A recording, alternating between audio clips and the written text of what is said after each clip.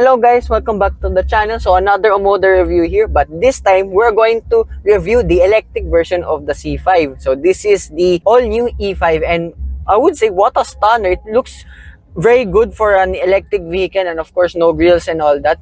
Now compared to the C5 powering, this is a 61 kilowatt hour battery with a total power of 201 horsepower and 340 newton meters of torque, and you have a total range of 430 kilometers. It even says here in the dash 72% and 309 kilometers of range. Yeah, a bit believable on the electric range itself given by Omoda Philippines. And you have a 0 to 100 kilometer per hour time in 7.2 seconds. So let's try it out in a bit. Boot space is, I think, identical to that of the C5, but where it gets even better with this E5 is the interior. Now with the navy blue and white scheme, and it's actually very nice and very premium here in the interior. You got like wooden trims, green stitching too on the door cards itself.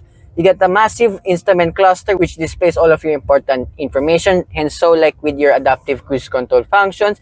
And here for your infotainment system, this has Apple CarPlay, Android Auto, and a very responsive 360-degree camera. Off the line so far, so good, and it's very quiet here compared to that of the C5. Maybe it's just more or less the same NVH because this is just an EV. That's why it's just a little bit more quieter. Just as large as the C5, but this time more leatherette rather than gloss black, and the conventional buttons here too on the steering.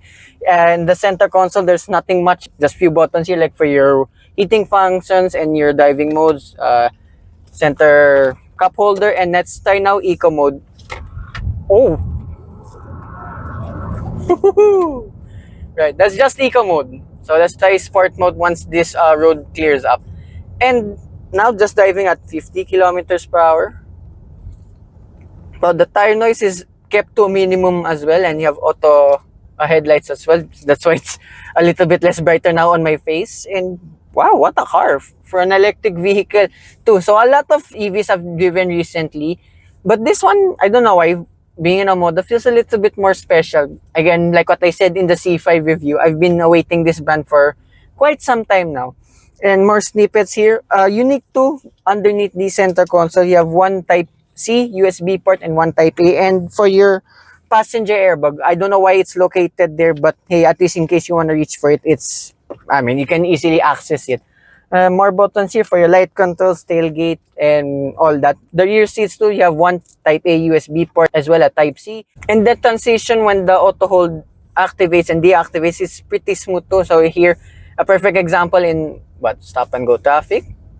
Yeah, gets the job really well. And of course, overtaking in this vehicle is very easy. And the steering feel, again, is exactly the same like in the C5. Does not vary whatever driving mode you are in. And just try now normal mode. I love the animations once you switch all the driving modes itself. And two, you get a sunroof just for the front passengers. And just diving it here a bit more. Sport mode. Yeah, now we're in sport mode. The ride, again, like with the C5, since this is a much heavier vehicle, hence it has a battery pack rather than a combustion engine, still holds its weight really good. I mean, the ride is soft, it's not that firm compared, again, like with some vehicles, electric vehicles in general out there. So let's try now sport mode. Turning test, it's alright. And the steering wheel, there's a lot more heft now than usual. Let's try now sport mode.